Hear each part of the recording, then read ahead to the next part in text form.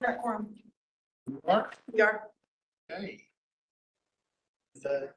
Then We have 1, 2, 3, 4, 5. Yes.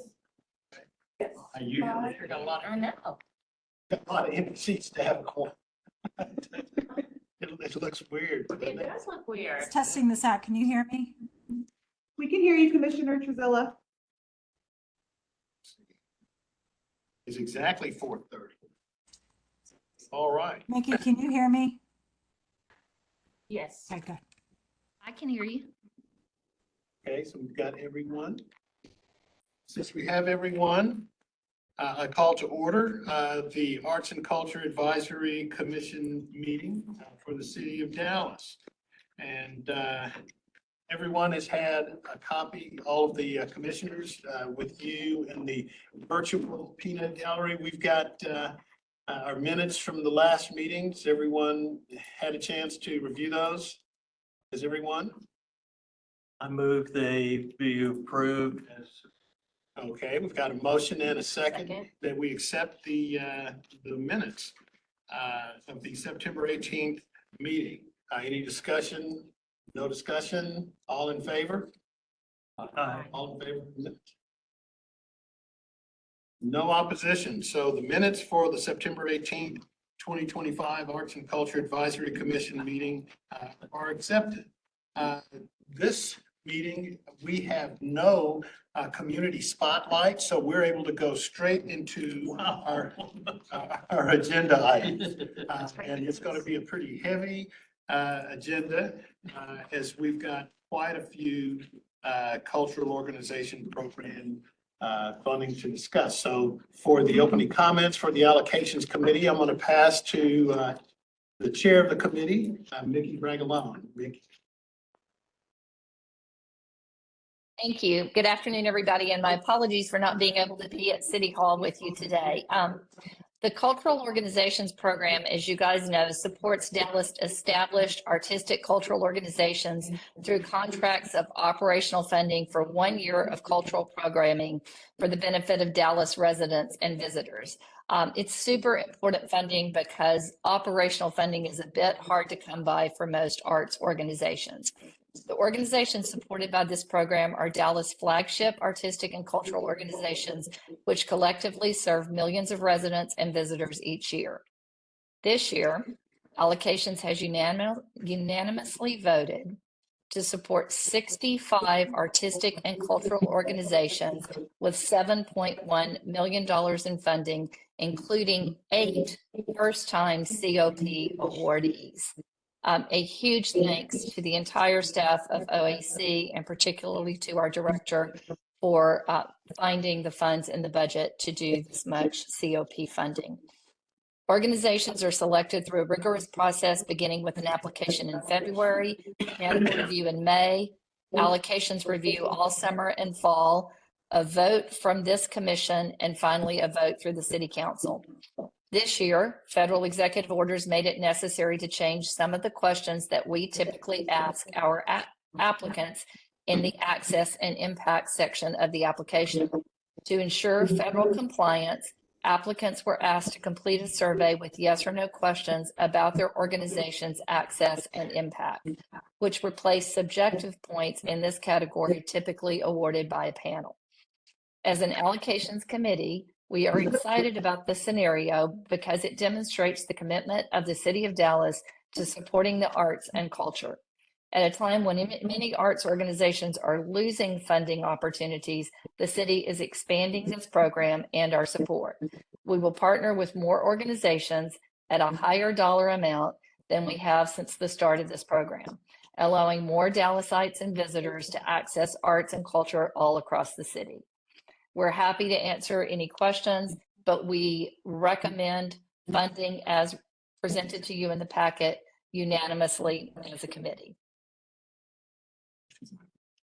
All right, thank you, Chair Bragalone. And I want to say that the allocations committee and Julia Post does such an incredible job with this and works so hard on it. So as we've just heard from Chair Bragalone, the Allocations Committee has unanimously brought a list of 65 organizations for consideration and support through the 2026 COP program. At some point, as we go through these, to avoid all commissioner conflicts of interest, the OAC staff proposes splitting these organizations into 10 separate votes.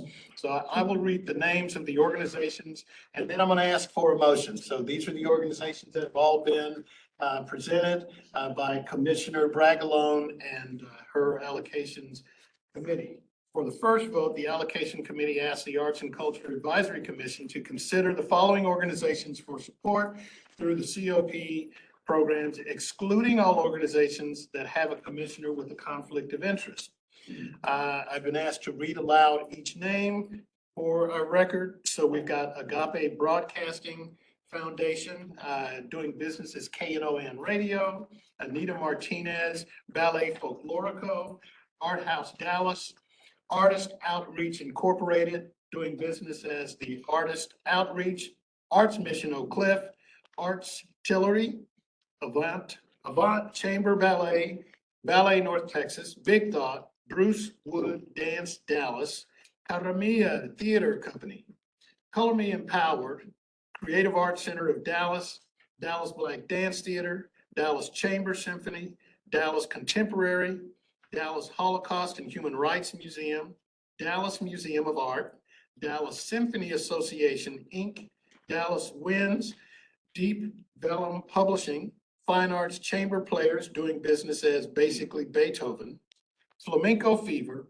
Forest Forward, Greater Dallas Youth Orchestra, the Junior Players, Kitchen Dog Theater, Nasher Sculpture Center, Orpheus Chamber Singers, Out Loud Dallas, Pegasus Contemporary Ballet, Pegasus Musical Society, doing business as Orchestra of New Spain, Perot Museum of Nature and Science, Premier Lone Star Wind Orchestra, Salmon Center for the Arts, Soul Rep Theater Company, Swan Strings, Teatro Dallas, Tico Theatrical Productions, doing business as Bishop Arts Theater Center, Texas International Theatrical Arts Society, doing business as Titus, Texas Winds Musical Outreach, Inc., the Bandancoro Experience, the Dallas Opera, the Flame Foundation, the Texas Supremacy of Music and Arts Conservatory, the Women's Chorus of Dallas,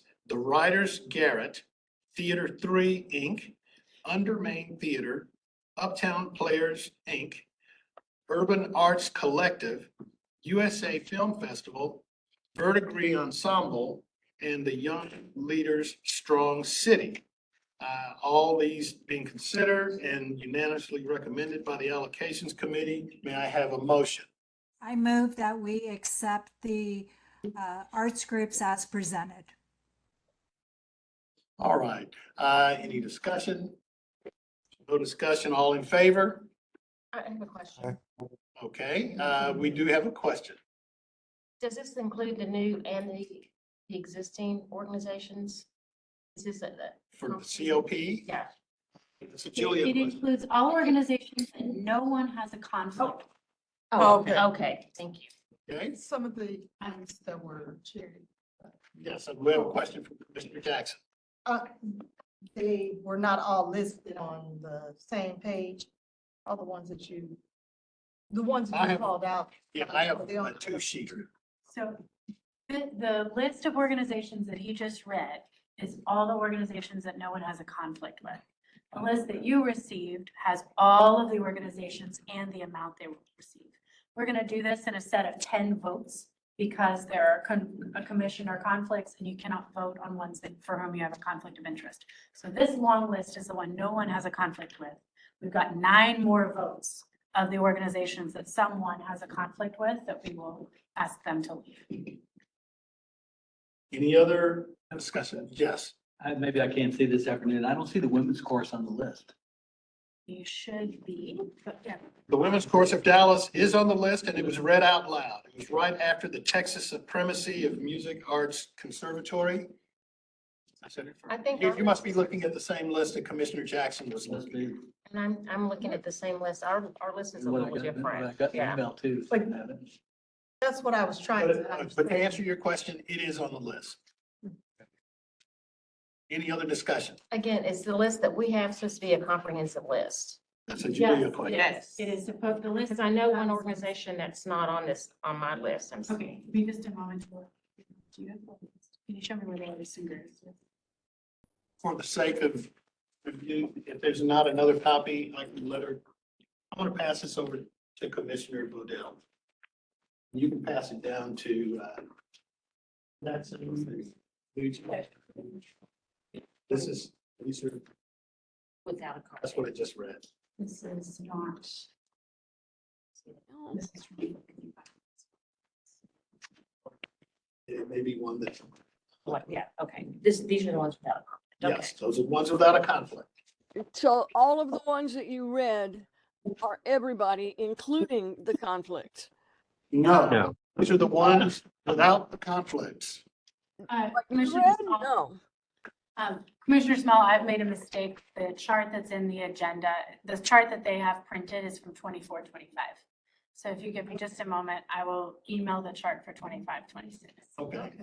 So That explains. Okay. Chair Small, Yes, you read the entire list. I have a conflict with 2 of them.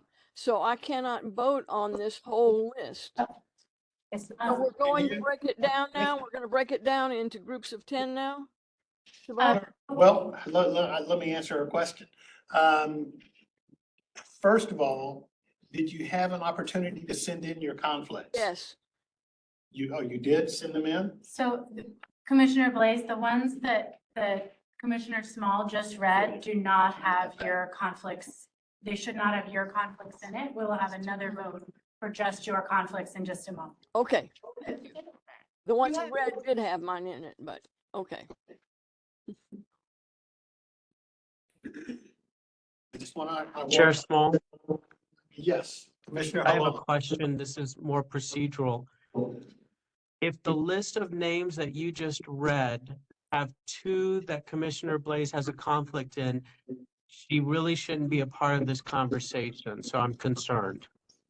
And we're about to find out what those are. Thank you, Commissioner Palomo. You're absolutely correct.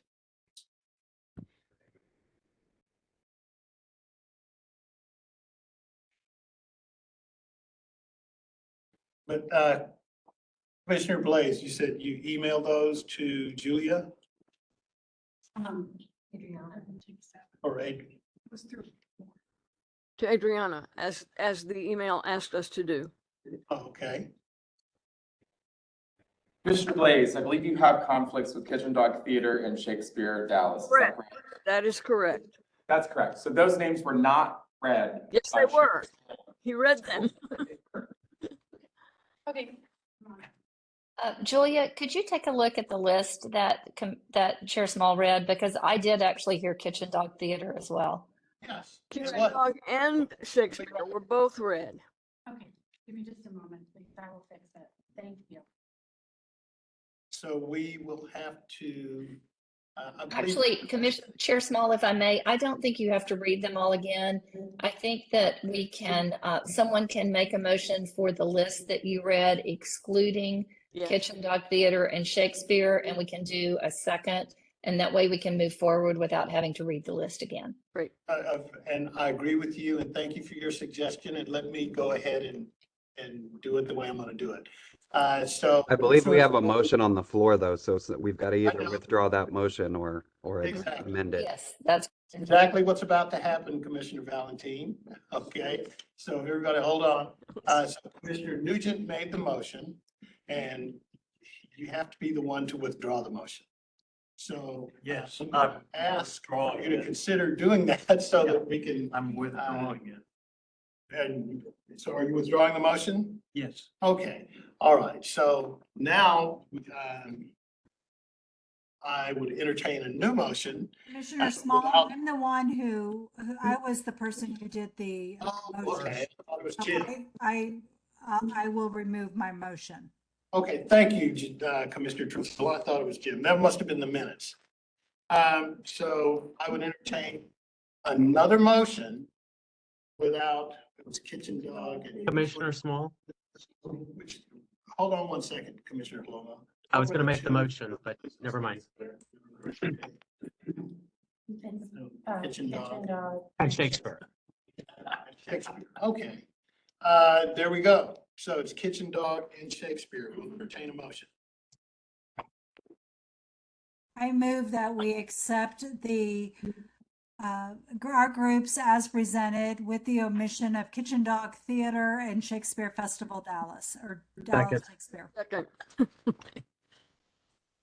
Okay, any other discussion? No further discussion. All in favor? Aye. All opposed?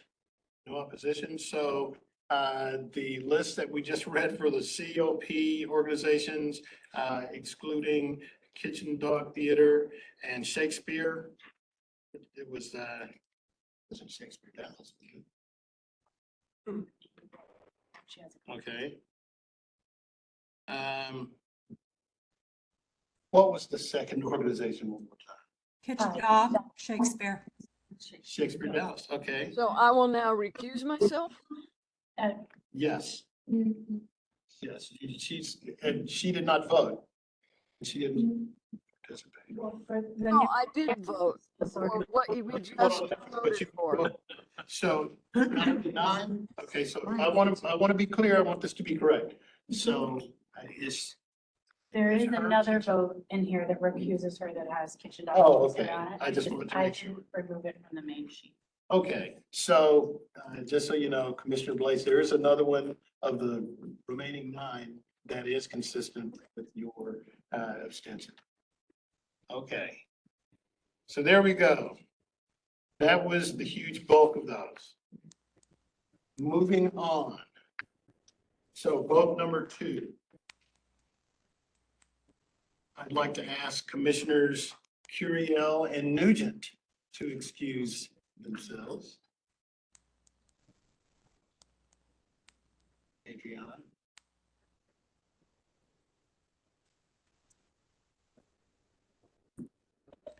And Chair, when you excuse yourself, you have to turn off your camera and your sound, correct? Correct. Yeah, I believe it's done at this end, or, yeah, it's done on this end. Okay. Adriana They does they it. can. Okay, I'll take your hand. They should do it themselves too. Okay. But if they do it themselves, how do they know when to come? No, they're muting themselves. Oh, okay. But they, well, whatever. But, so here we go. So for the second vote, the Allocations Committee asked the Arts and Cultural Advisory Commission to consider the following organization for support through the Cultural Organizations Program.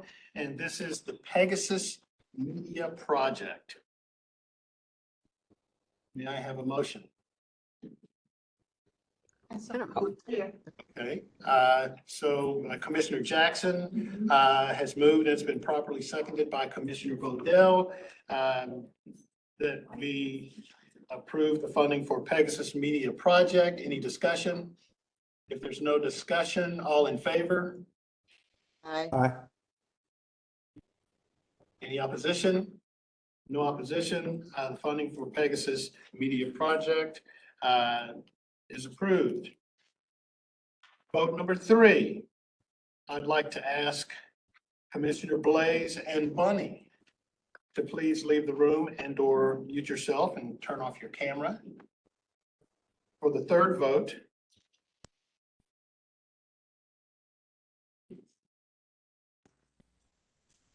Chair Small, just a procedural question.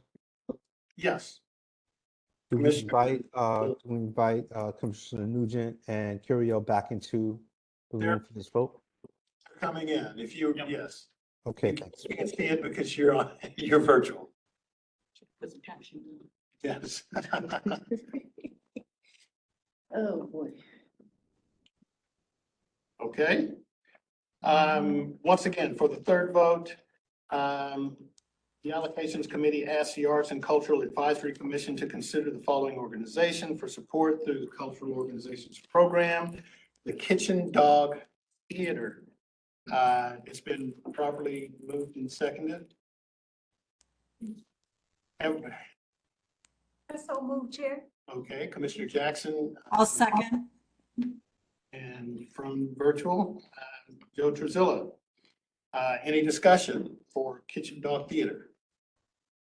If there's no discussion, then let's take a vote. All in favor? Aye. Aye. Any opposition? No opposition. The funding for Kitchen Dog Theater has been approved. So we're going to vote number 4. And for this one, I believe Bunny is still out of the room. And we can, if we turn back on Commissioner Curiel. I don't see, oh, there she is. I see her waving. All right. Okay. Please, please. Please, Commissioner Blaze. Is Blaze back on? Yeah. We need to. Here she comes. There she goes. All right.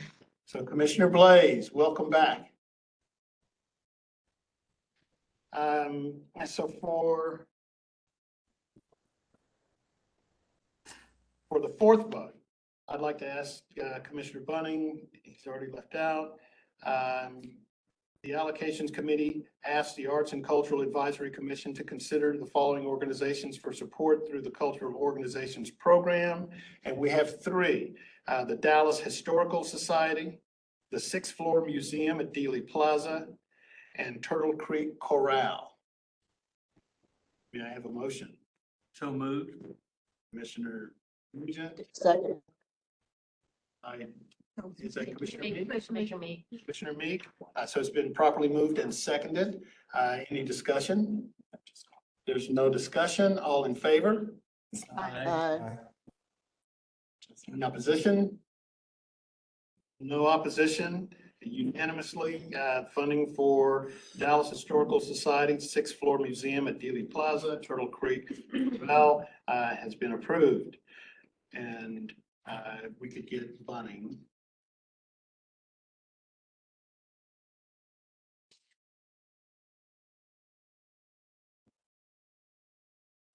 So for the next vote, we've got Commissioner Blaze again. You would, she did it quickly, and she's gone. All right. So for the 5th vote, the Allocations Committee asked the Arts and Culture Advisory Commission to consider the following organizations for support through the Cultural Organizations Program. Shakespeare Festival of Dallas. May I have a motion? So, Commissioner Bodell, I second. Commissioner Jackson has been properly moved and seconded. Any discussion? If there's no discussion, all in favor? Aye. Aye. Aye. Any opposition? No opposition. Unanimously, Shakespeare Festival of Dallas funding has been approved. If we could get Commissioner Blaze back on, and I see Spellacy's here. There we go. Hi, Linda. Aye. All right. So this is vote number 6. So for vote number 6, the Allocations Committee asked the Arts and Cultural Advisory Commission to consider for support through the Cultural Organizations Program, Spark Dallas. Yes. Chair Small, Yes. I'm sorry, but didn't hear if anybody needed to be recused for this vote. We took care of it. And yes, she's already walked out. Could you share, please? Because I don't really, Oh, sure. Oh, Commissioner Bodell. thank you. Commissioner Bodell is excused. Thank you, Commissioner Haloma.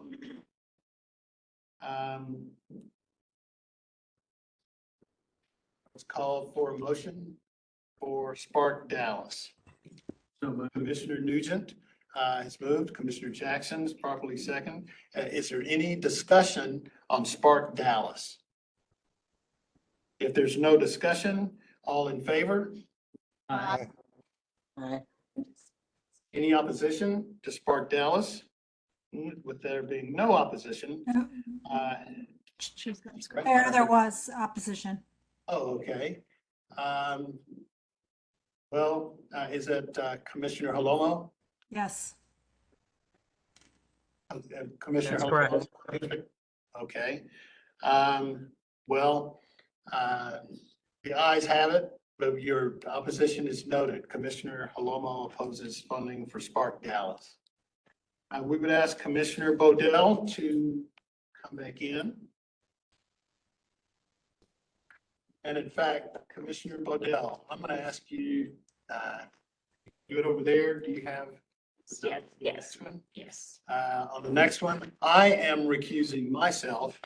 And Commissioner Bodell will call this for motion. So I'd like to ask Commissioner Small to please leave the room. Okay, for the seventh vote, the Allocations Committee asked the Arts and Cultural Advisory Commission to consider the following organizations for support through the Cultural Arts Program. It's the Black Academy Arts and Letters. May I have a motion? I move that we accept. Which one? Joe, Commissioner Zillo, in a second? But Is there a second? move it. Okay, Bodell? moved by, yes, Chair Bodell or Yes. acting Chair Bodell. yes. I was getting a call and I missed the entire, like, after you asked Chair Small to recuse himself, who are we voting for? The Black Academy Arts and Letters. Thank you. Welcome. So the motion was made by Commissioner Zillo and then seconded Second. by Commissioner Nugent. Okay. Is there any discussion? Okay, all in favor? Aye. It's like it passes unanimously. Motion passes. Do we let them know? Thank you.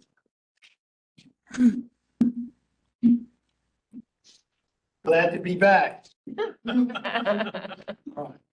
So, would Chair Small please enter the room? That was a joke, y'all. Okay, vote number 8. So for this one, Jim, Commissioner Nugent, we're going to ask you to leave the room.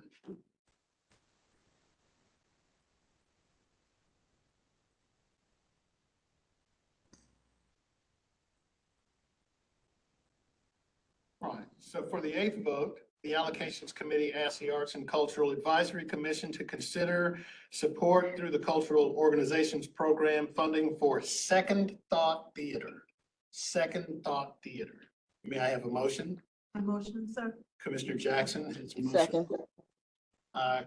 Commissioner Meek has been properly moved and seconded. Is there any discussion on Second Thought Theater? If there's no discussion, all in favor? Aye. Aye. Any opposition to the motion? No opposition, so unanimously, funding has been approved for Second Thought Theater. The 9th, let's get Jim back in here. Commissioner Nugent.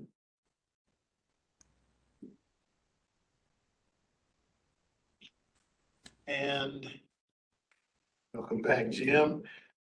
For this one, we'd like to ask Commissioner Bragalone to please mute yourself and turn off your camera. Okay, so for the 9th vote, the Allocations Committee asked the Arts and Cultural Advisory Commission to consider support through the Cultural Organizations Program, support for Dallas Theater Center and Dallas Children's Theater. So moved. Commissioner. And I heard a second, was it Halomo? Who was that? Commissioner Valentine? Valentine.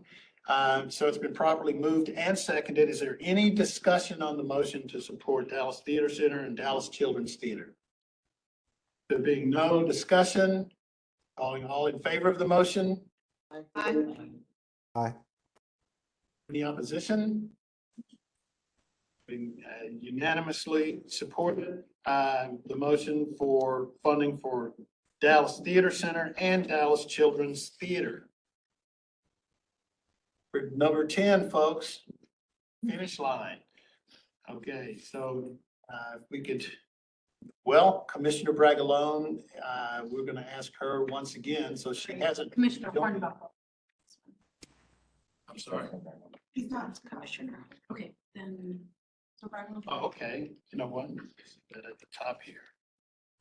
I don't believe Commissioner Hornbuckle is he on, he's not on virtual, He's not present. okay? So just, so Mickey, Commissioner Bragalone, so for this one as well, we're gonna ask you to turn off your camera and mute your mic.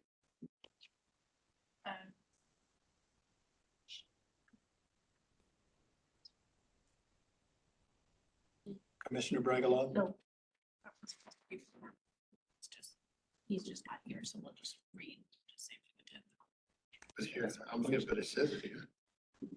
That's because I left it. Oh, okay, okay. So let's get Commissioner, there was a typo on this. So let's get Commissioner Bragalone back.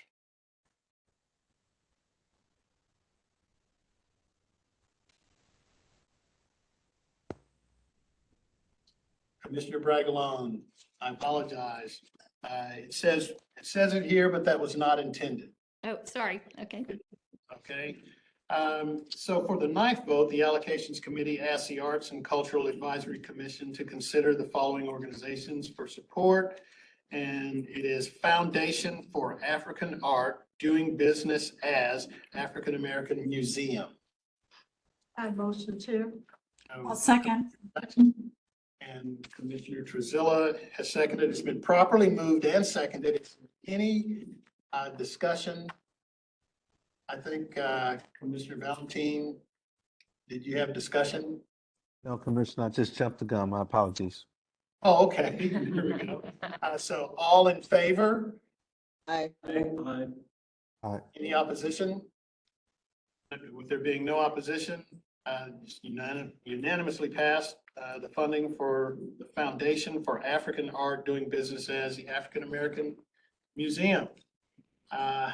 Now that all the votes have passed, I want to let you know the next steps. Thank you all for completing your survey of conflicts of interest and for liaison for these groups and preferences. I'm going to be working with Julia on the liaison list, since we have new commissioners and new organizations.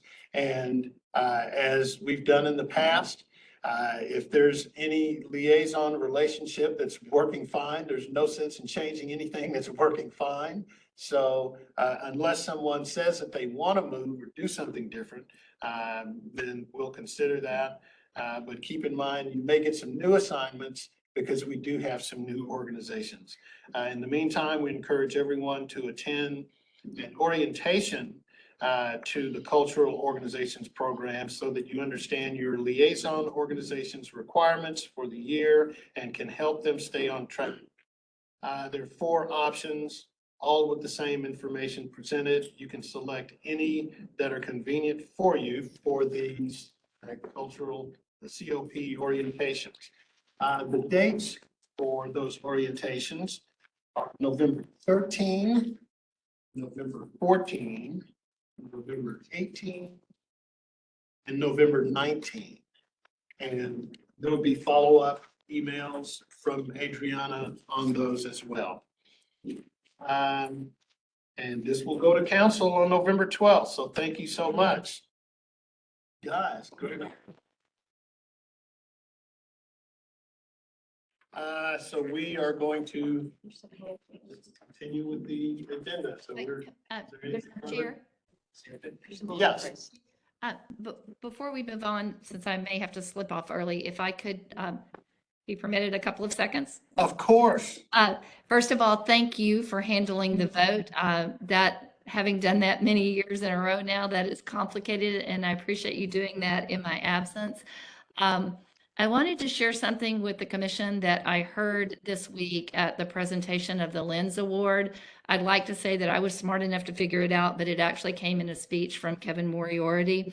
And in this time when we see funding shrinking, I really wanted to commend the office, particularly Glenn and Julia and everybody on their team for how hard they worked to help us get this through and make sure that we could fund everybody. But I heard a quote in this speech, I heard a quote that was in the inaugural State of the Union from George Washington. It's very short. The arts and sciences are essential to the prosperity of the state and to the ornament and happiness of human life, and have a primary claim to the encouragement of every lover of his country and mankind. I can't think of a time when a quote like that is more important. And it was really moving and meaningful to me, having just completed this work with the committee and as we move forward to present it to the council. I encourage those of you who have time to be present in council chambers when this vote is presented. It is monumental for us to be putting forth $7 million in operational funding to arts and culture organizations at this current time in history. So a huge thanks to the OAC staff, to the committee, and to everyone on this commission.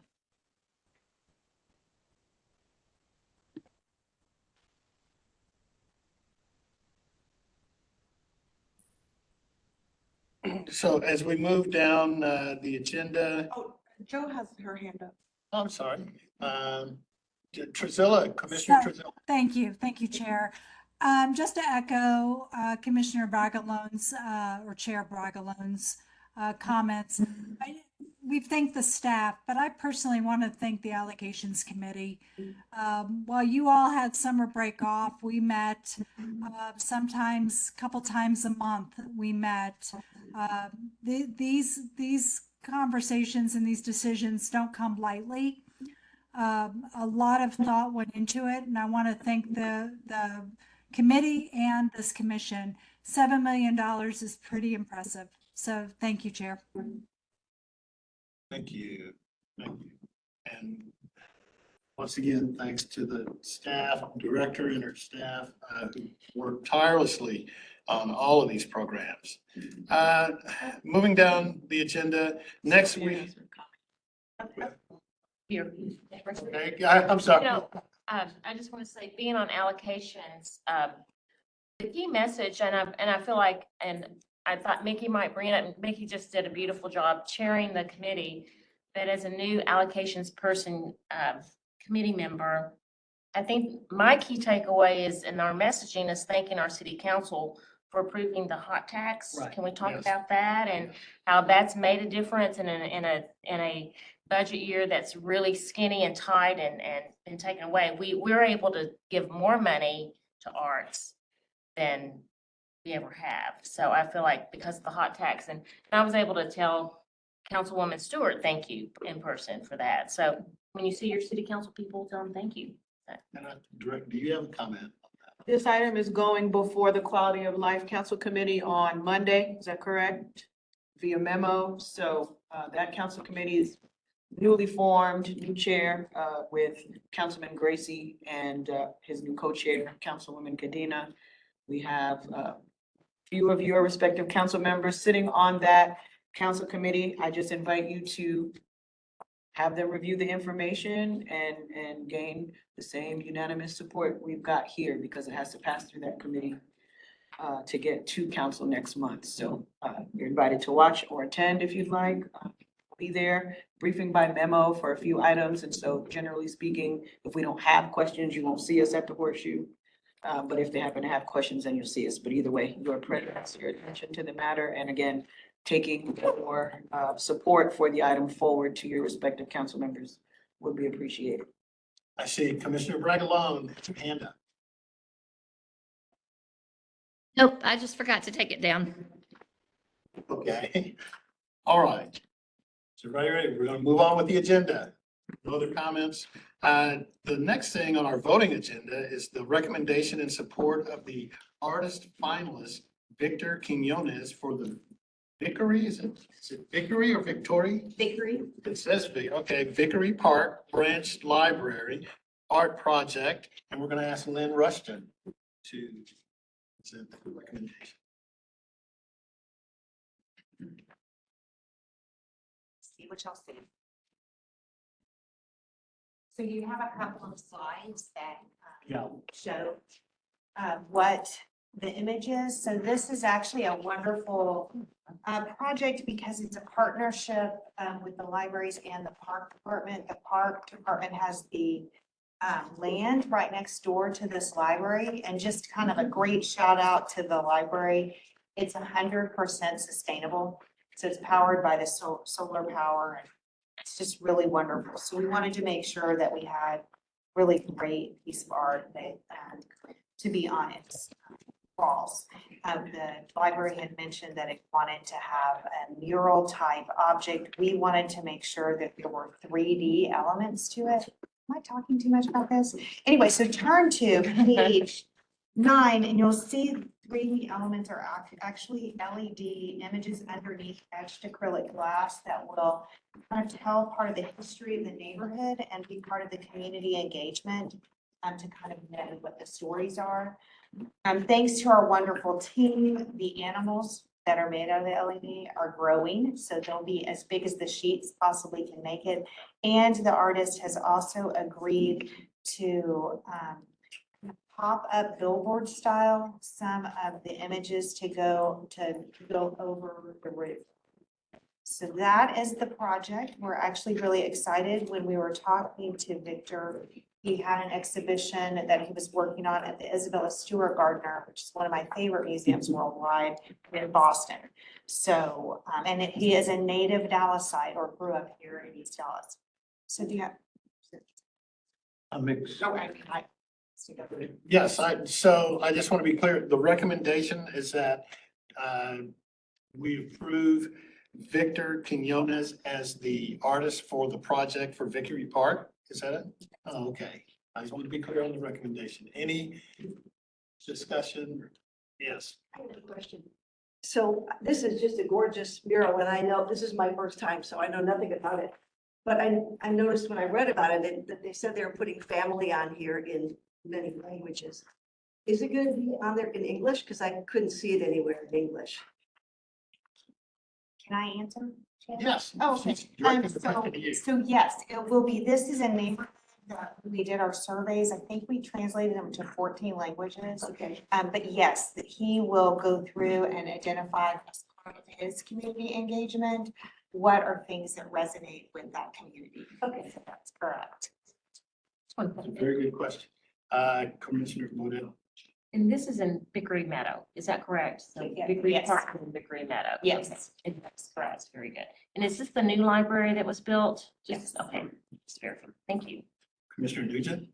It's in District 13, so I applaud the public art installation.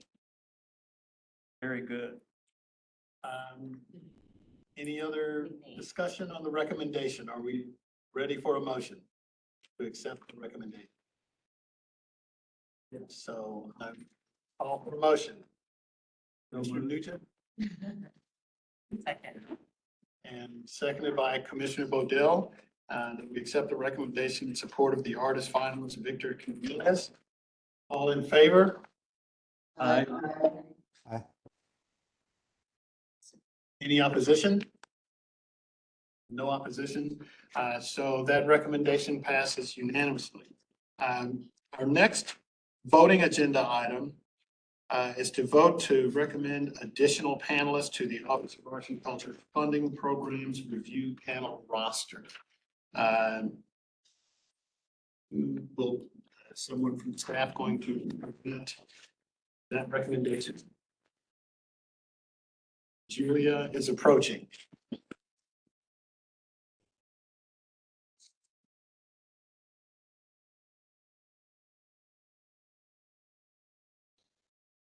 Thank you.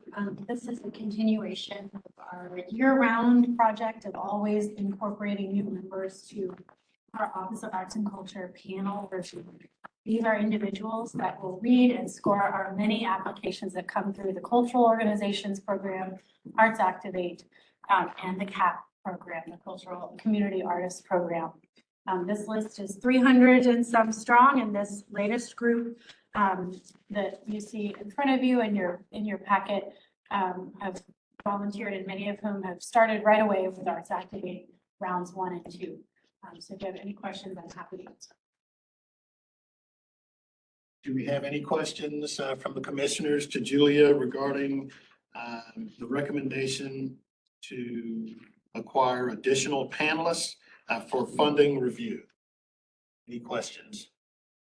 If there are no questions, can we get a motion in support of the recommendation? Going once? Make a motion.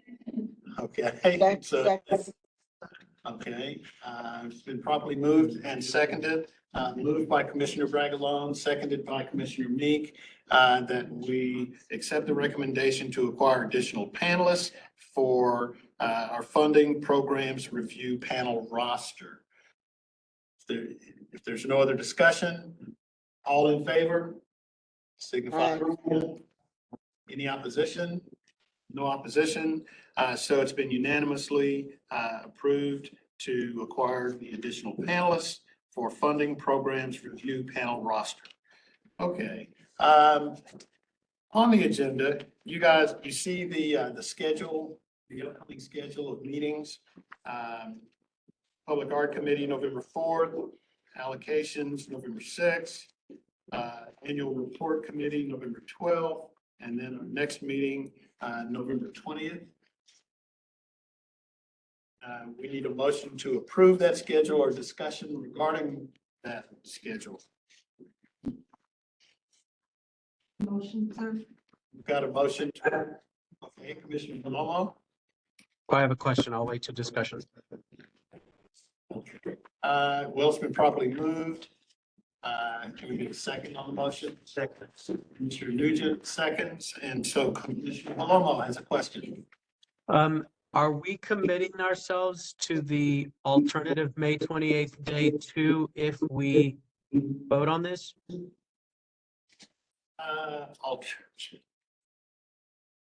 Chair Small. Yes. We are actually on the fiscal year 2025-26 Arts and Culture Advisory Commission meeting schedule slide, which is gonna go through the approval or calendar for the calendar 2026 year. In your packet. So, so the May, are you questioning the May meeting? Correct. If we approve this motion, if we carry through with this, are we also approving that we're committing ourselves to May 28th as an alternate day for May 21st? According to this schedule, the answer would be yes. So, or do you have another suggestion or an opposition? Well, no, I just, I may not be present for May 28th, so. But right now, I believe that it's Chair not Small, if I may. So, as an effort to make sure that we were not gonna be conflicting with any major holidays, we wanted to point out that we found a holiday that conflicted with May 21st. Shabbat? Yes. Like that. And so the alternate has been placed there as a reference, but if that is not the will, May 21st follows the standard third Thursday meeting date. Just for the commissioners, is Shabbat a city recognized holiday? It is not. It's not a city recognized holiday. However, when any commissioner or staff member brings forward a date that may impact quorum, we have to bring it forward for your attention. Because for one reason or another, it may impact meeting quorum, whether it's a city observed holiday or not. And I applaud that, just for the record. Thank you. Okay. Any other discussion on this schedule?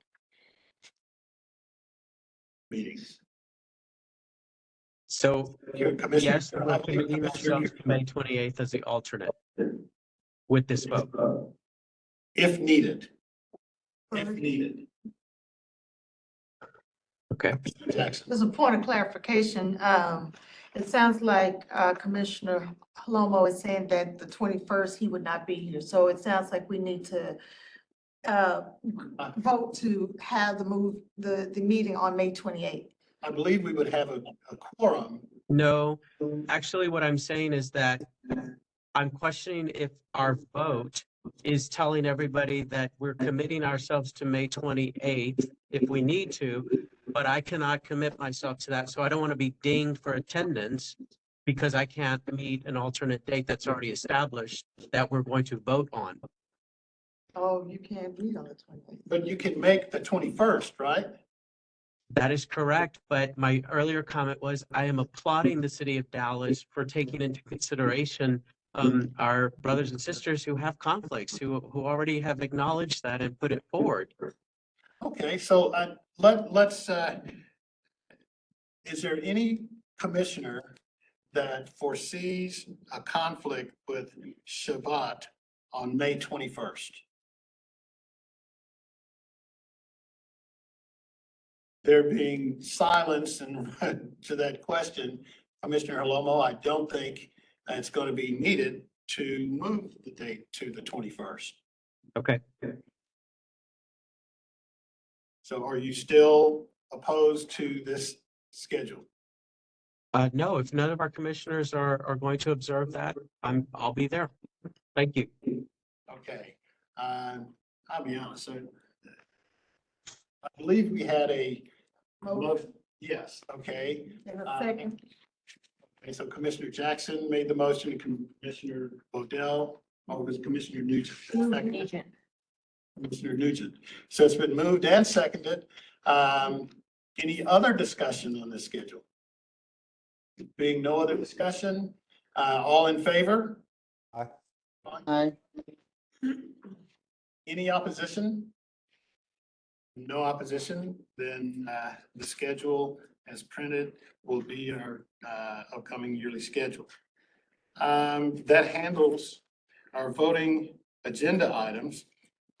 So for the first briefing would have been mine, but everything I was going to discuss in one way or another has already come up, so I have no briefing. So I'm going to pass to Commissioner.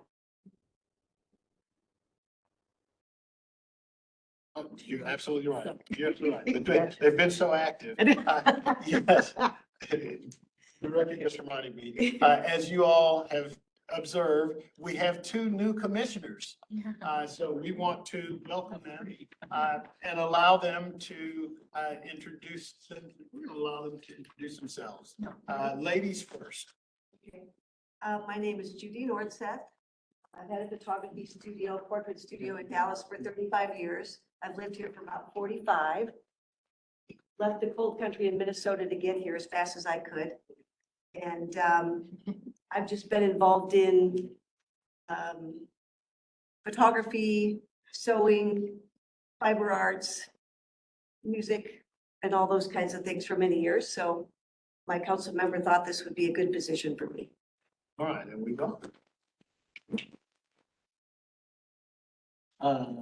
Jack Budding, and I've been involved in the arts since 1986, and actually sat on the executive committee of the Dallas Commission for the Arts at the time that formed the Office of Culture. Way back, older than I look. And with the help of a lot of people that are here actually on the commission already. I have worked for a broad range of the cultural organizations here in Dallas. I've sat on panels nationally, regionally, statewide. Just got booted off the Arts Activate panel this year. For sad delusion. Yeah, we had a lot of fun. I also chaired the Human Services Commission for Mayor Kirk and just finished a stint at the South Dallas Fair Park Trust Fund Board. And have served on a number of land task forces and all over the place, so. We welcome you both. We welcome you both. For the record. I'm getting it from both sides. here. Sorry. Director, You didn't know the districts they represent. I think they can say it themselves. So you want to identify the districts you represent? 13. Oh, no, I think he's asking. I'm asking, yes. I'm District 11. Okay. 14, sorry. 14. All right. Where all the bond money is. And we have, Honey. and while we're on this note, We do have an announcement that's very sad to me and because it's special to me because we joined on the very same day, this commission. And Commissioner Jim Nugent has announced that he will be resigning from the commission. And Jim, we thank you for everything that you've done, chairing the annual report committee, everything that you've done throughout this whole tenure. And I'm going to pass it to you and let you make your own comment. Chair Small, Yes. I make a motion that we not accept his resignation. I second. I second. I'm in favor. It's done. Third. I wish our recommendation would bind him to stay. I really do. But he, unfortunately has made that decision, but I know you've got your own reasons. But Jim, the floor is still yours. I've made lots of friends of everybody on the commission. So I really regret resigning, but my speech is difficult, so. You sound And better I than most can't of us. be an effective communicator for my district. Well, you will be missed, and can we get a round of applause?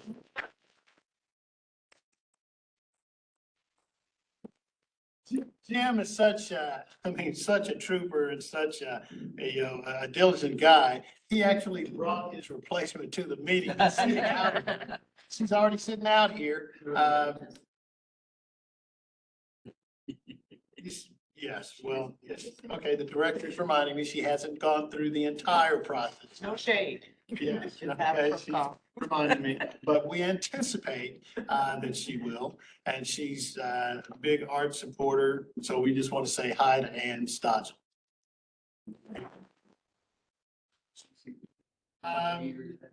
Moving down the agenda, so my report is pretty much all said, so I'm going to pass to Commissioner Holomo, who wanted a couple of minutes to give an update on the Oak Cliff Cultural District. Commissioner Holomo. Thank you, and I apologize for not being there with my handouts, but this will be quick. So for 3.5 years, a group of us have been working on the Oak Cliff Cultural District, and we found out that we were not approved as a cultural district by the Texas Commission of the Arts. It is exciting and motivating to know that we garnered 860 points out of a total of 1,000. And the 4 new cultural districts that you probably read about got at least 900 points. So we are regrouping. We're going to apply again.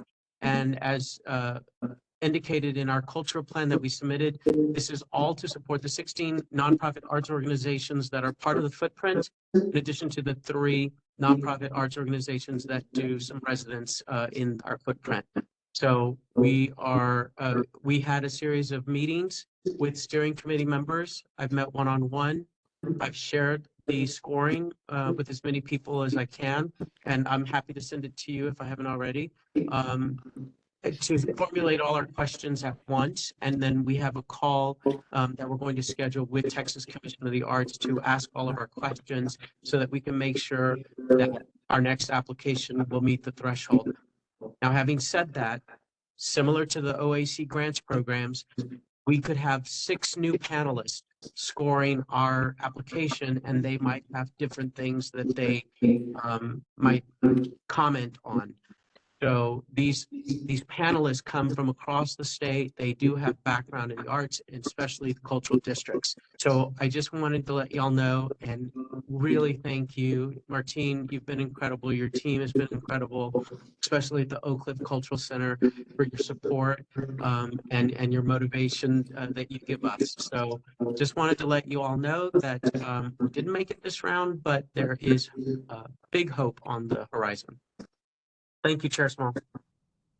Thank you. And Commissioner Holomo. Yes, you have the full support of all of us individually, and if there's anything we can do, please let us know, because we're in support of what you're doing. Thank you. Yeah, are there any questions to Commissioner Halomo regarding the Oak Cliff Cultural District?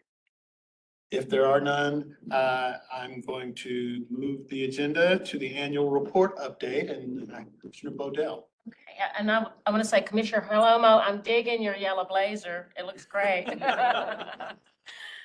So, okay, so in your packet on page 17, this is on. So this is my third year to be on the annual report committee, and every year it gets better and better. And I'm just going to say that's a shout out to staff. They're so very helpful. Glenn and Adriana, they have made it really a fun process, and we've enjoyed getting here so far. I think one of the things we're going to see in this annual report, and I had said this earlier, we want the annual report to look like a Visit Dallas, promo piece, because we should have the most fun annual report of any of the departments for the city, and we're getting there, guys. One of the things that we have to do as a commission is come up with our commission goals, and it's our goals as a commission and not for the department. So what we've done in years past, we've had up to, 17 goals, and realistically, that wasn't a way to measure and to really look and evaluate our goals. So we've drilled it down to 5 goals. And Glenn was very helpful in also giving descriptions. And what's most important with our goals this year is they're going to be measurable. So we need to have measurable goals that we're looking at as commission. So the goal number 1, so we're down from 17 to 12 to 9 to 5 this year. So first goal, and we've just gone through this process, is funding programs and allocation processes. And the description is attend at least one program sponsored by OAC through a funding program, cultural center, or other cultural event at least once per quarter.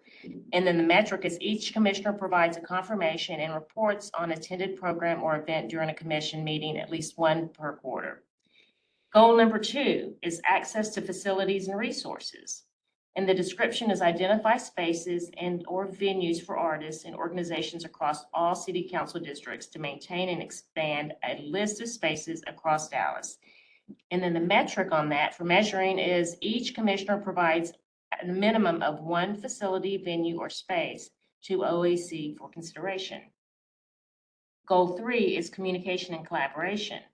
So the description on this is maintain regular engagement with city council members regarding public art projects and other arts and culture events in their districts. Like, this is a good opportunity to thank your council people for the hot tags.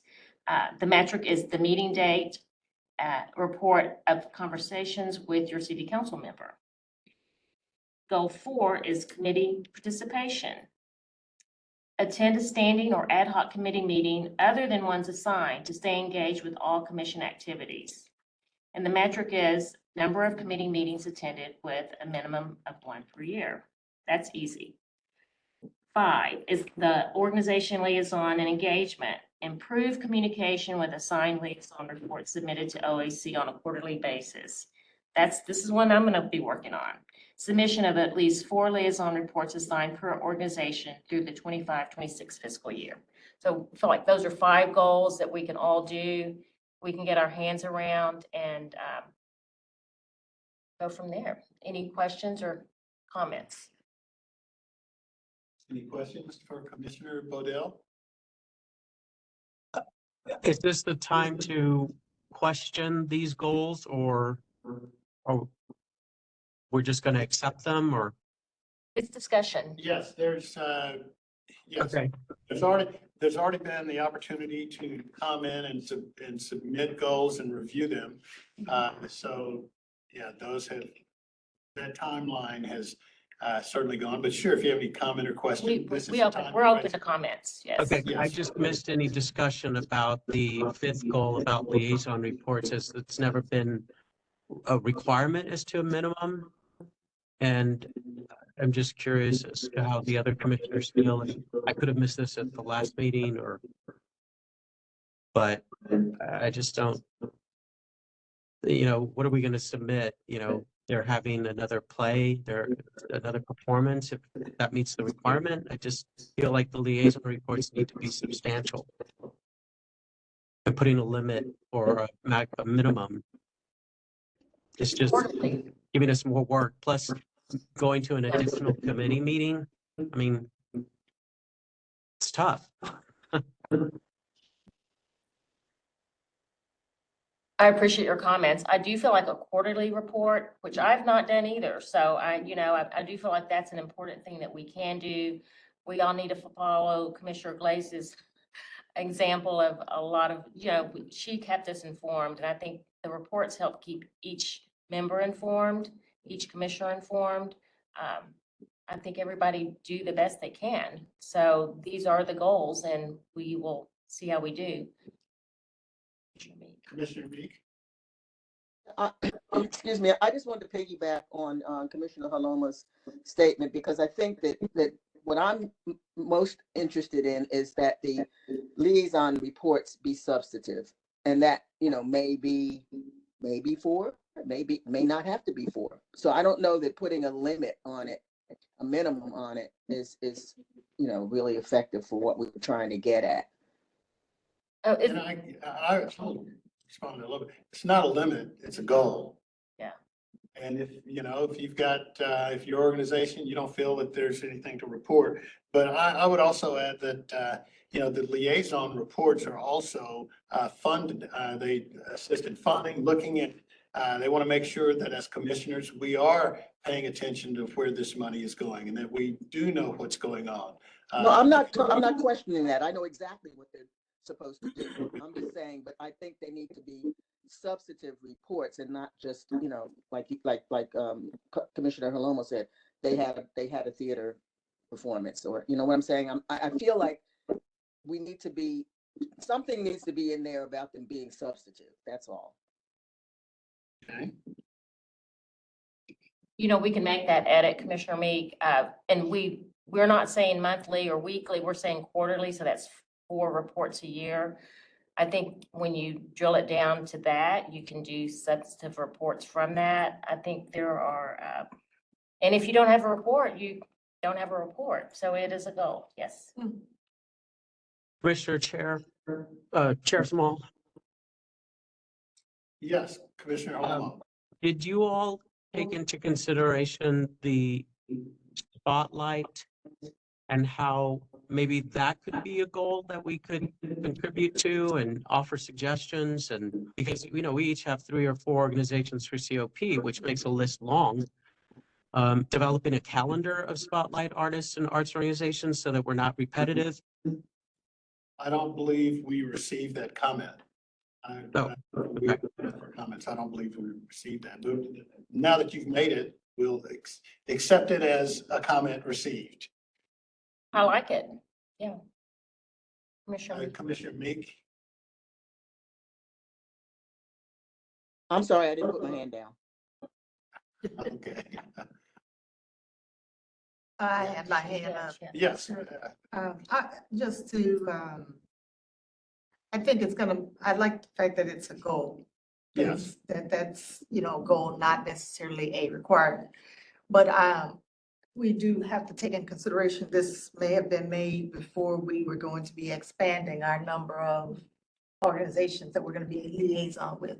I just want to put that out there. Yes. That's going to change it. So when you say 4 per quarter, if you have 5 organizations that you are liaisoning, That's a lot. then that changes the number. I just want, say that. That's a good comment. So just make that. And that's certainly, Mad. it's certainly, something to consider. Commissioner Small, Chair Small. Commissioner Haloma. Going back to the, going to another committee meeting. Again, this week I went to 2 of my liaison organizations meetings, right? A board meeting and then a committee meeting. So I just think while it's a nice goal to have, again, it's just one more meeting. I think you can do a report with a phone call, looking at a website, seeing what they're doing. You can, I don't think you have to attend board meetings to know what's going on at an organization. I mean, you can, there are ways to simplify it. Sure, I mean, I guess going to a meeting would be the most effective thing. You can sit there and talk to numerous people about what's going on, but just to kind of provide some sort of oversight to the city funding and get some sort of idea as to what's going on with the money that's being spent, just some sort of participation in it. If you think 4 is too many, I don't think you're going to get kicked out of school for not handing in a liaison report, but there has to be some effort. Commissioner Curiel. Yes. I think I've been liaison to people who, to a few organizations who've been around a really, really long time, but some who have like respond to an email about meeting and getting this information from them. I mean, I can go to a play, but I can't fill out a liaison report just because I go to performance or experience. That can go in the liaison report, but some people don't necessarily respond to emails. It seems like maybe they also are just, surviving, with the crew that they have. And I don't want to bug them, but I also guess I need them to know that they have to respond. Like, what do you suggest if I'm not getting a response from an organization?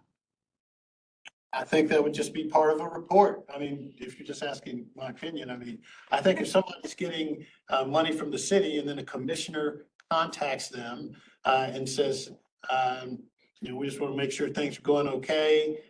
We see this is funding, you receive. Will they understand that this is part of our goals and that it's part of the, it's important for this program, the organization?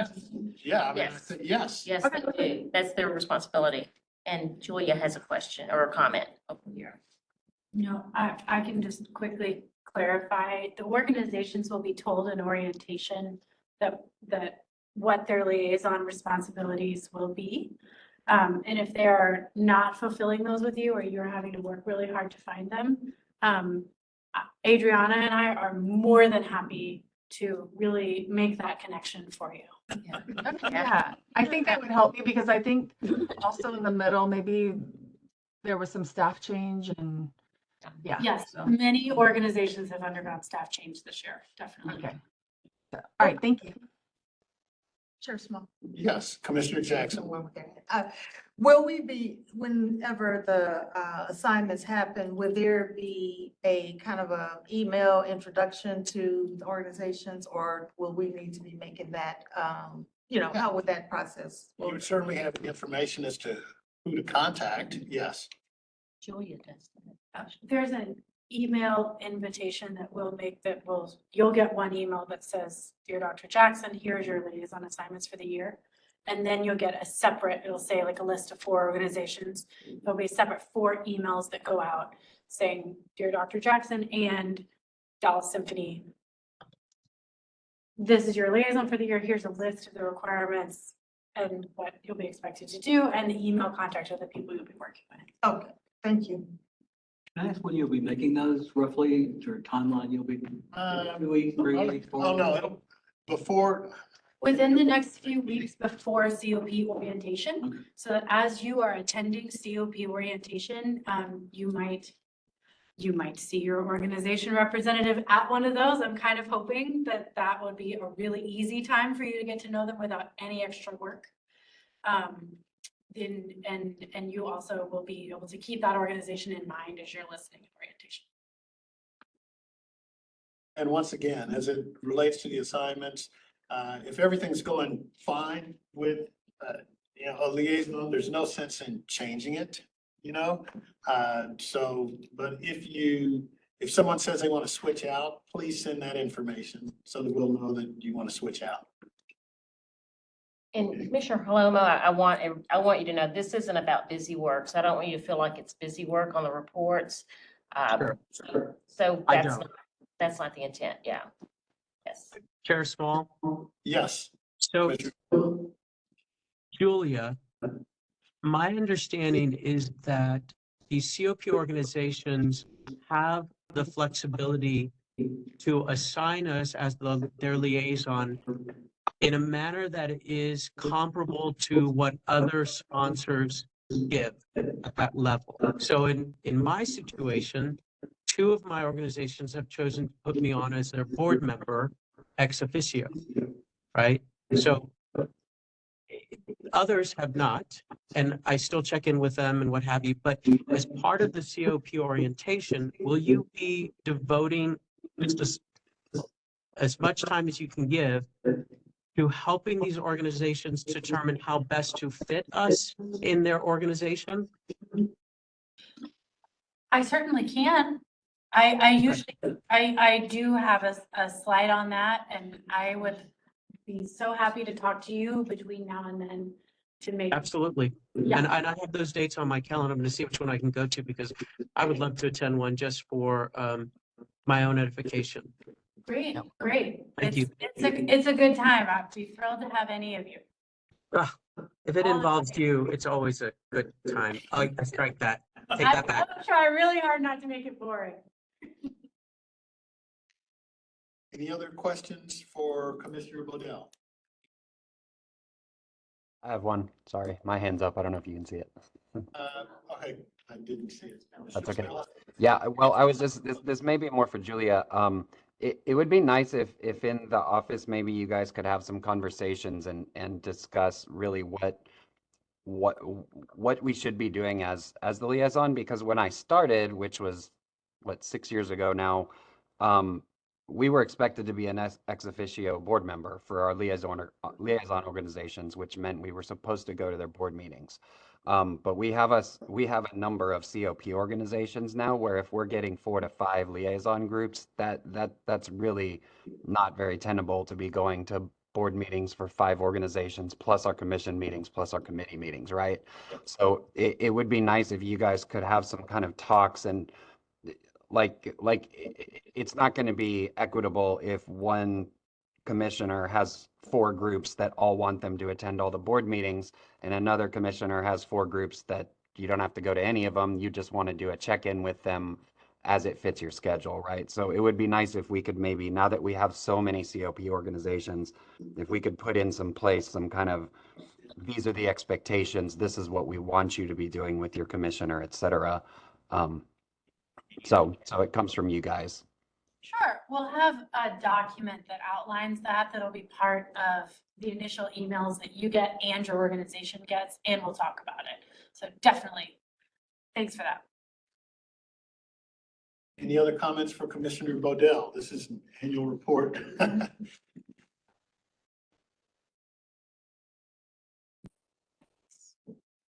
Let's see the second screen. So is this everybody that's left? Okay, so Vicky's off.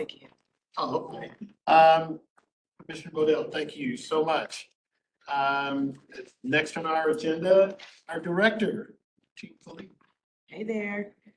Thank you all for your time and your talent and service to the commission always. I'm so grateful to be at this point, the beginning of a new fiscal year, following the close of the last. And so I wanted to start with a review, as we did last fiscal year, a review of fiscal year 25 this time around, with a few highlights from around our department.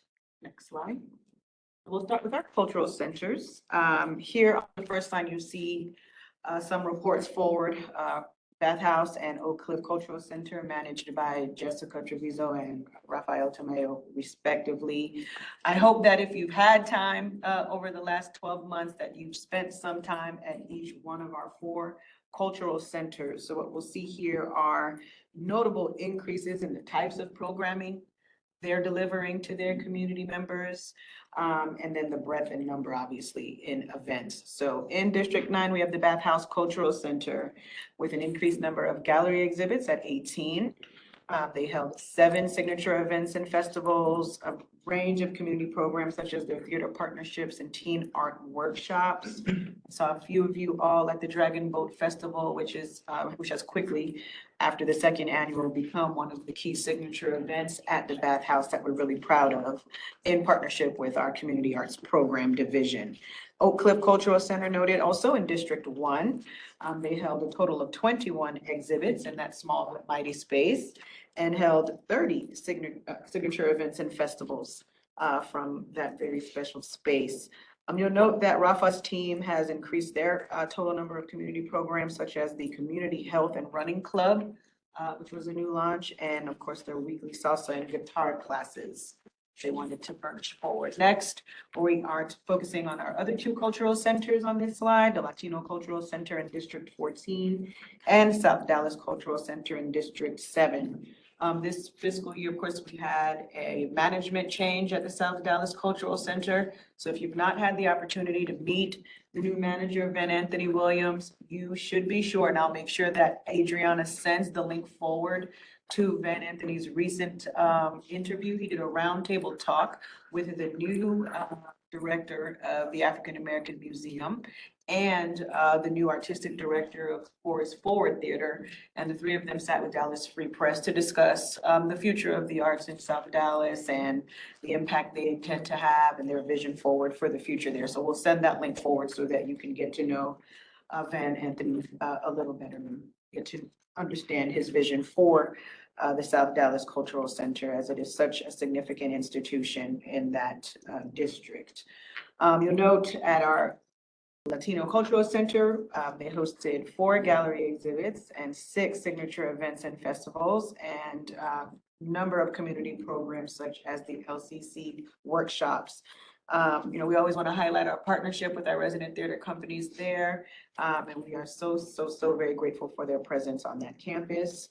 The South Dallas Cultural Center notes 2 gallery exhibits, 2 signature events and festivals and community programs such as the Music Lounge and the Intro Mixer and Masterclass series in the newly opened recording studio there that we're really excited about, as members of the community have free access by reservation to that recording studio.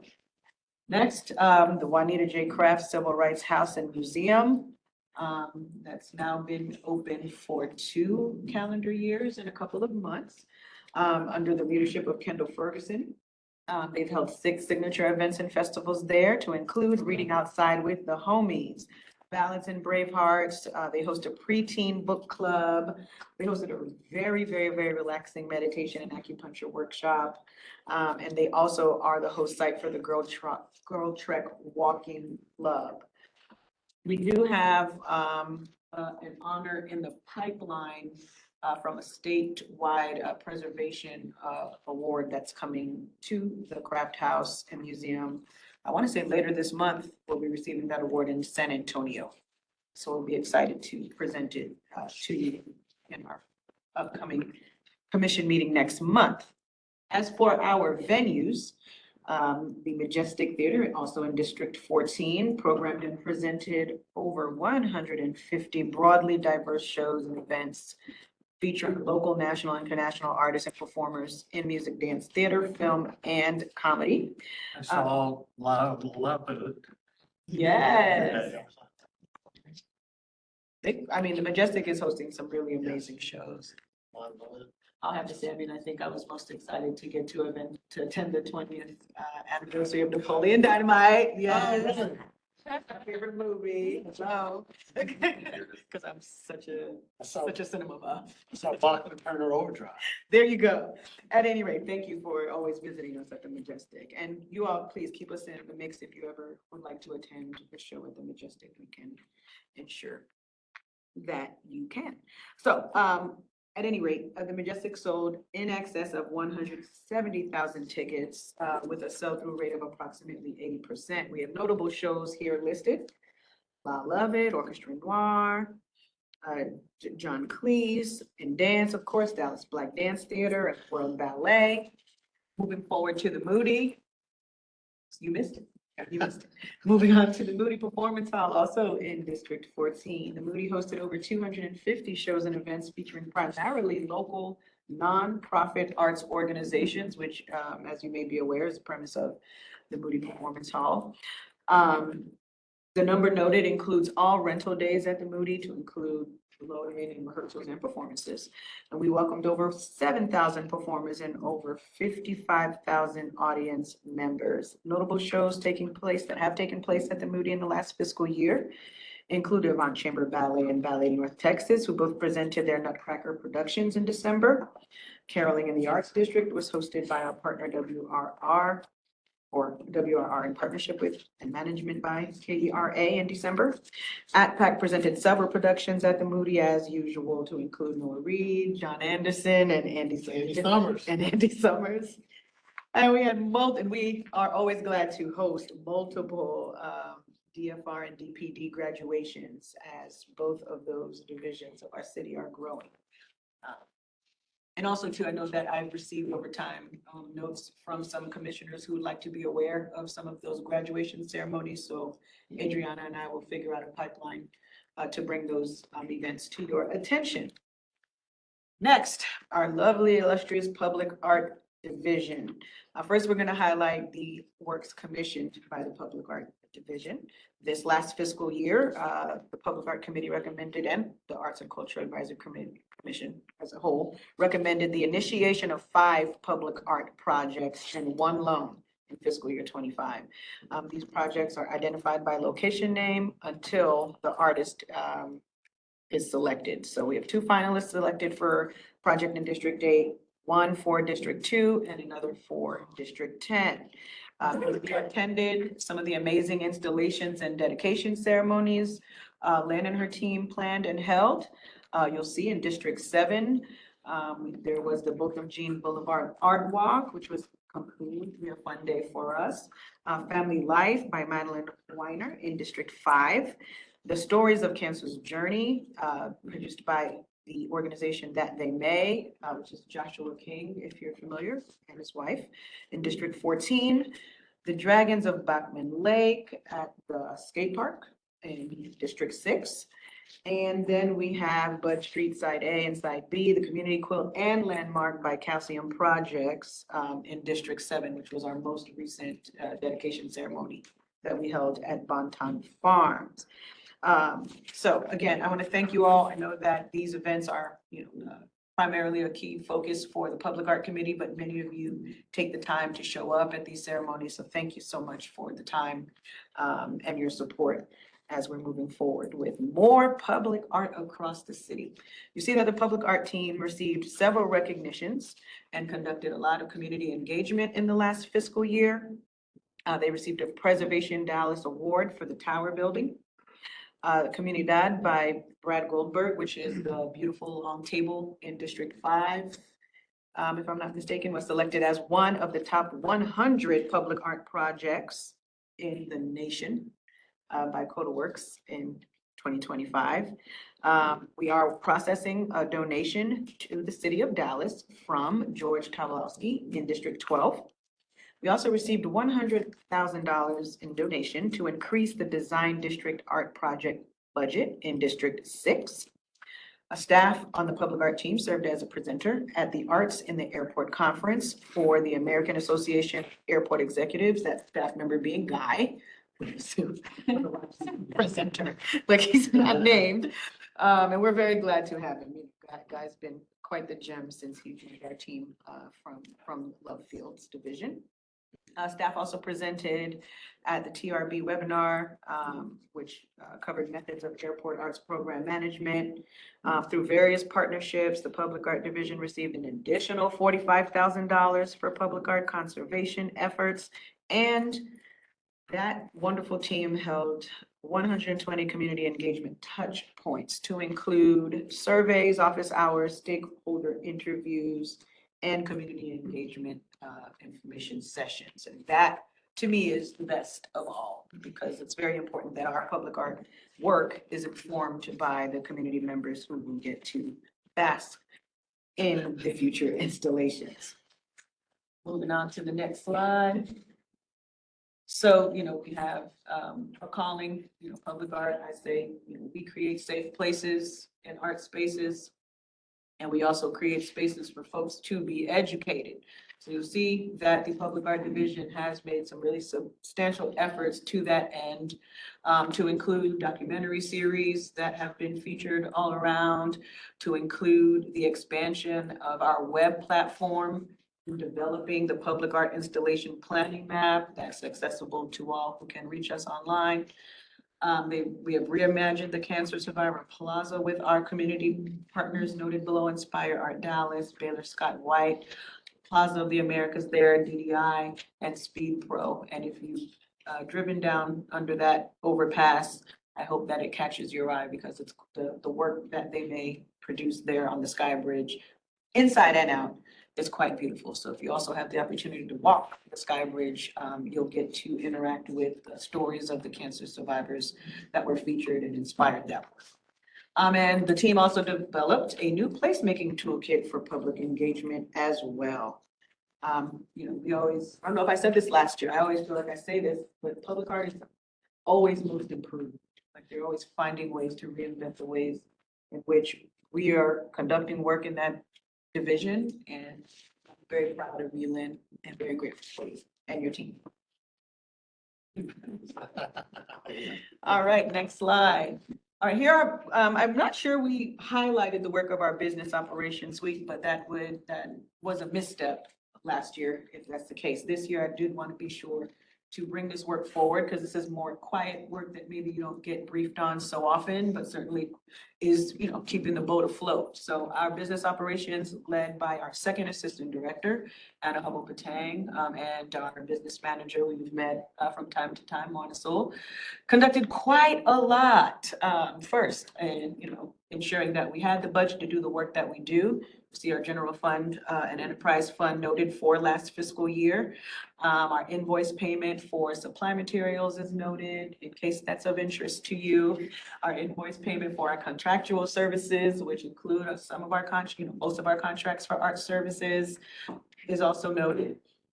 And I'd be remiss if I didn't note the pipeline that it takes. We have hired 12 new OAC staff members on that side of our farm, because of the nature of the business that needs to transpire to get our artists what they need in terms of resources from our office, and to ensure that we're documenting that work appropriately, working in close relation with the city controller's office and the budget management services office as well. And again, doing what we can do to ensure that we're contracting in a timely manner, so that folks are being paid or reimbursed in a timely manner. On the business ops side, you also see that we've noted the expansion and further usage of our hotel occupancy tax dollars to alleviate general fund and further support of our cultural programming and our venues, as noted during our budget development and budget briefing 2 months ago. Next slide.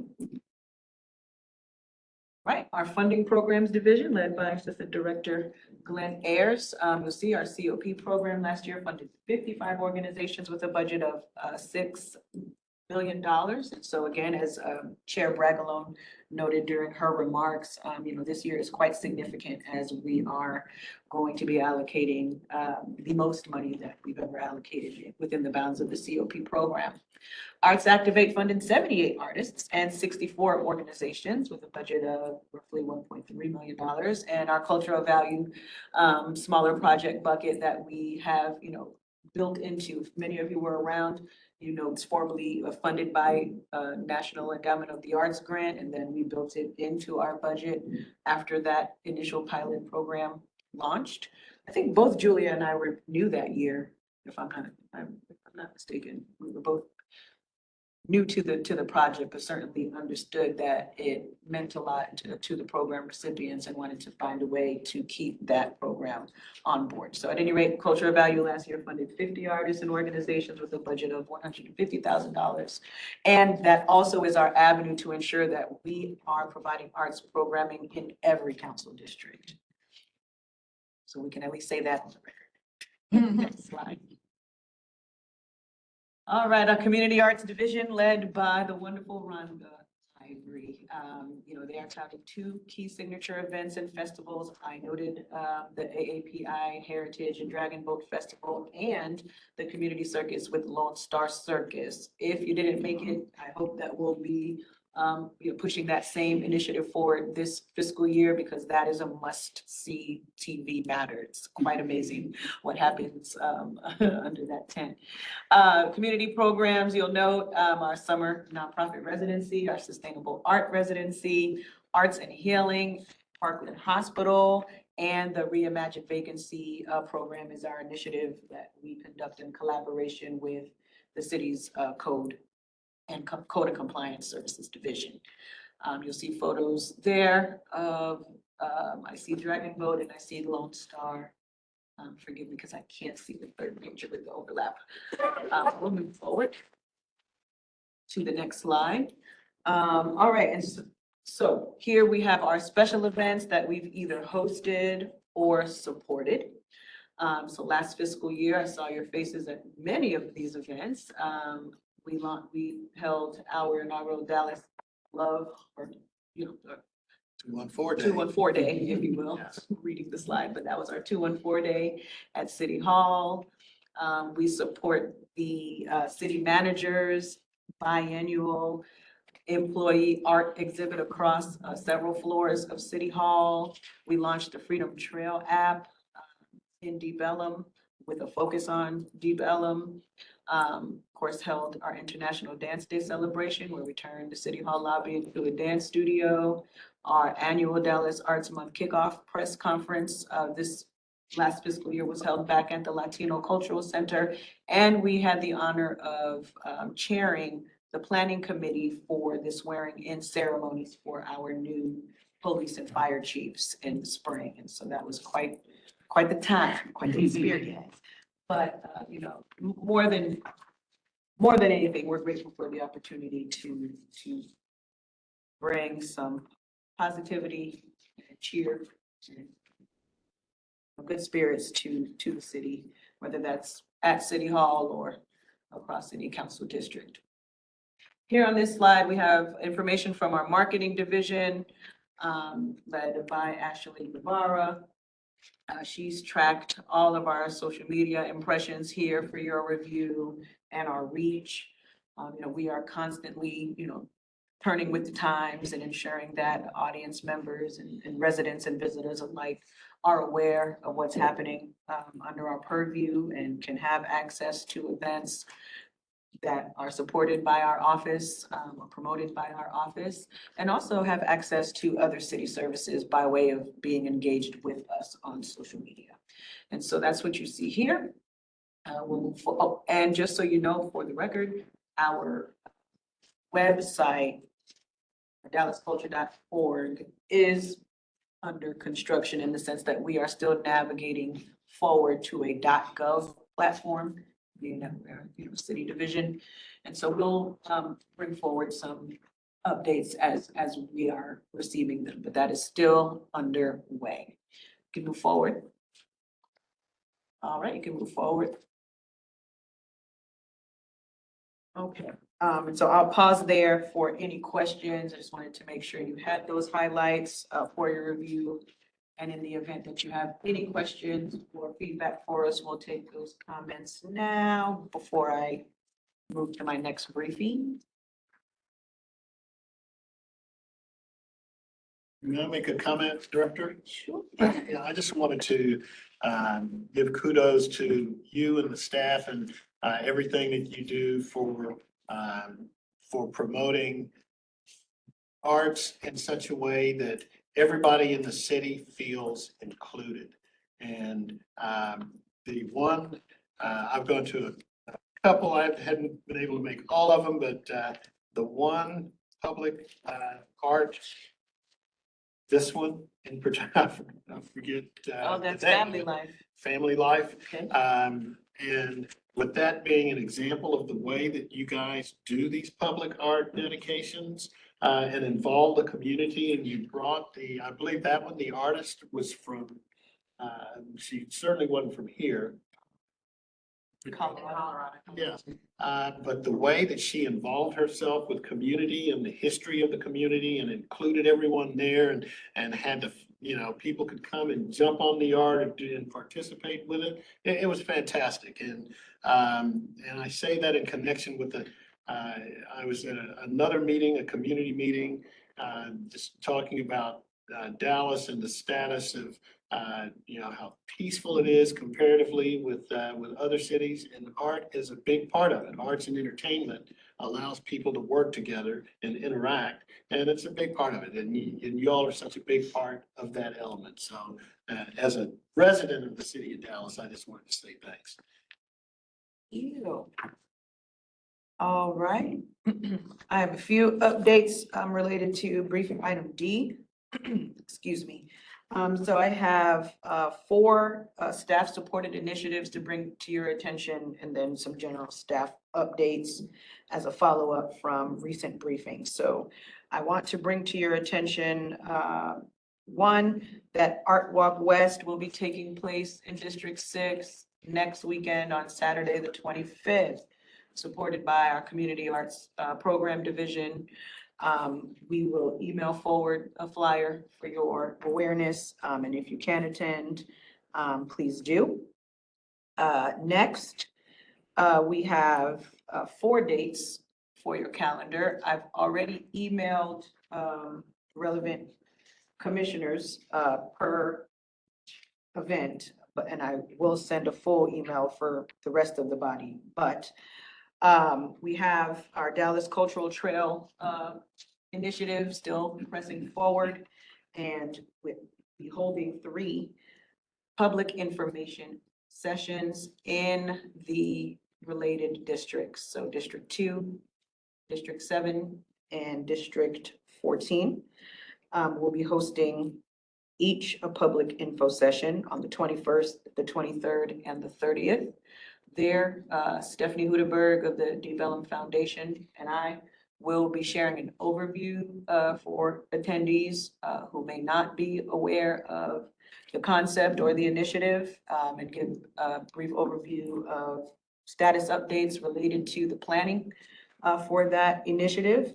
And we would like for respective commissioners in each of those districts to be in attendance.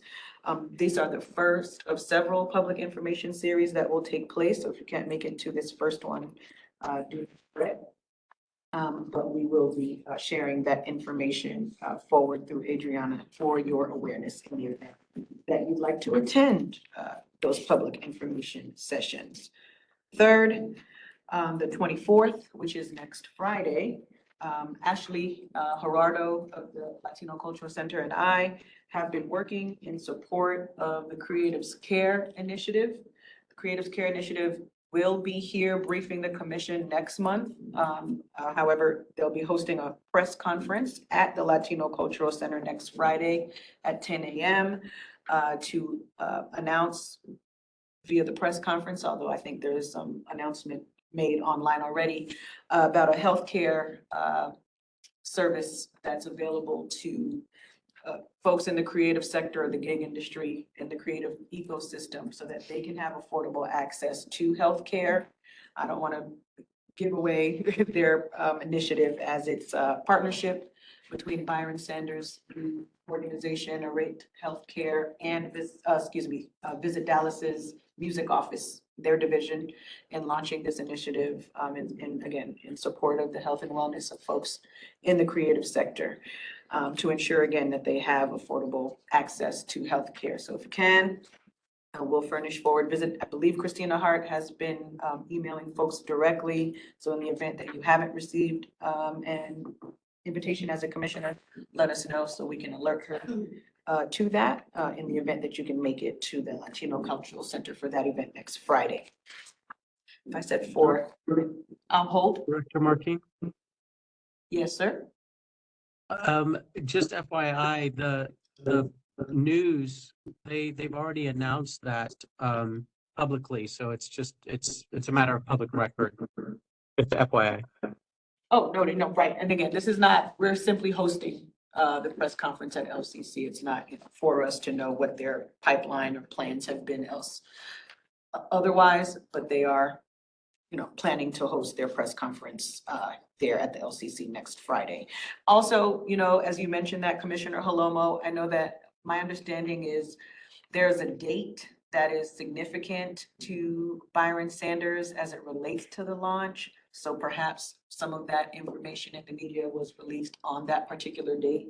So I want to say it's one of the, like October 13th or something like that. So he may have wanted some information to come out on that significant date. And I imagine he may speak to that during the press conference. And my other understanding is the date was, they landed on that date based on their travel schedule for this month as well, because both of them were quite busy. At any rate, again, Adriana will furnish all of this information forward for you so that as you're available. But yes, sir. Commissioner Daniel? I just wanted to double down specifically on the Creative Cares thing. If you are able to make it to the press conference, I highly encourage, I know my video's on, give me a second. Hold on. I highly encourage you to join. It is, and I don't use this hyperbolically, it is genuinely a revolutionary thing for the artistic and creative community for Dallas, and sets us up to create a model for other cities. And so it gives an opportunity for one of the things that our artists and musicians have been asking for forever, which is actual healthcare and mental health.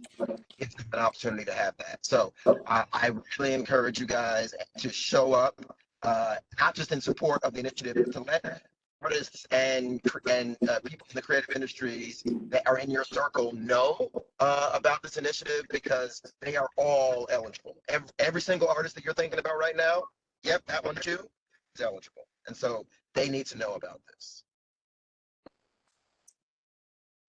All right. Noted. All right, so I have two last updates before I'm wrapping up. We had a briefing recently in our August meeting from the nighttime division. And since that time, they lived in another portfolio. And so Assistant City Manager Bentley of that portfolio thought it best to consolidate the city's nighttime efforts and shift that division to the code compliance department. And so that work has been consolidated there. And we are still in receipt of some of that portfolio of work from the Office of Special Events, specifically related to commercial film permitting and pole banner market permits as well. So we're still moving forward on that end for this particular fiscal year, but I wanted to make sure you had that update. And Mr. Daniel. Okay, Commissioner Daniel. I'm saying this so that it's on the record, because I know that it wasn't our decision for that to happen. So I'm saying this purely so that it is on the record for open meetings or whatever the thing is. I think, and I plan on sending a letter to my city council member and to the city manager and everybody that's involved. I think that is one of the worst decisions for creating a culture of the arts that the city has won.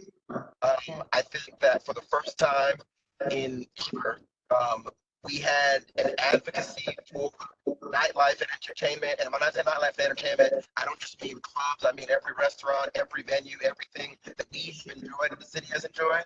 We had advocacy for it. And I think that moving to our Department of Code Compliance moves it out of the realm of advocacy and makes it about the rule, and makes it about less about engagement and more about enforcement, which is not what the goal is. And so I think this is a colossally bad idea. And like I said, I'm saying it here so that it is on the record, so that when I show up at City Council, because I am, to say it, I will have said it both officially as a commissioner and as a citizen. You are not alone. Hear, hear. You want to go to City Council with me, Tino? Sure. Commissioner Halomo? Yeah. Thank you for those comments, sir and sir. I have one additional and closing update. And this is coming from Julia's side of the fence. We are partnering again about cultural value specifically, forgive me. We're partnering again with Dallas Public Libraries and Dallas Parks and Recreation to host 50 events over 30 days, November 1st through 30th. We're supporting 50 local artists and organizations, including 10 first-time artists new to OAC specifically. So in every district, we'll have at least 2 events. And if you want to see events in your district in the fall calendar, you can go to dallasculture.org, to the Culture of Value Month web platform or web page. And we'll also make sure to send the direct link via Adriana. We'll be sharing emails specific to your district to you and your respective city council member next week, which is the standard practice for the Culture of Value rollout. And if you need any more information, please be sure to reach out to Itzel or Julia so that we can, but I would suggest you wait until you get that information next week and see if you have any questions or comments then. But again, very excited about this avenue that helps us touch every corner of the city. Hold for any final questions for me. Do you have any questions or comments to our director? Is that a question, Commissioner Halomo? It's not a question. It's more of a statement, but thank you for presenting the overview of all the cultural centers. The Oak Cliff Cultural Center, which is near and dear to my heart, has outlived its space. And I will be pushing forward for a new freestanding space in the spirit of equalness, equal for all, to be a freestanding cultural center like the others, because clearly they have exceeded expectations and surpassed, and they just do not have the room. So I just wanted to go on record that in addition to going to City Hall with Commissioner Daniel, I'm going to be full force in my advocacy. Thank you. If there are no other questions or comments to the director, we're now in our part of our meeting. We have any announcements from commissioners, artistic activities that you're want to bring special attention to in your district for the benefit of all the commissioners? Anyone? Commissioner Halomo, I know you've got it. Well, the Hay Forum Festival is going on this weekend. It starts this weekend. And the Wild Detectives bookstore / coffee house and big friend to the arts has been behind this for several years now. The Hay Forum is an international initiative, and we're so lucky to have it in District 1. And so that starts this weekend. And then the Friends of WRR, if anybody wants to join me at the Adolphus now, they're having an appreciation party, and Jess Garland is among the performers. And Flamenco Fever is having their first gala, which I think takes a lot of, they should be commended, because a lot of arts organizations find galas as a means of additional funding. And so Flamenco Fever is having theirs. It's called the Dali Gala this Saturday. And I know it conflicts with a lot of others, but kudos to them. Thank you. Mr. Curiel. Oh, I didn't raise my hand, but I'm part of something November 7th through 9th called Convergence. And then, yeah, we just have some things coming up at Gallery 86 and Mi Barrio 214 in my district, but I can't remember the dates at the moment, but I'll send them via email if that's okay. Anyone else? Commissioner Jackson.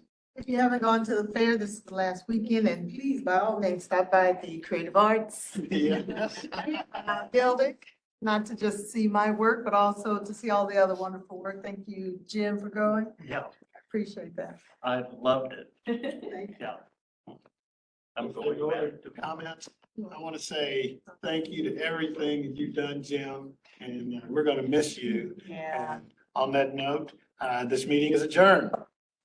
Thank you. Thank you, Jim.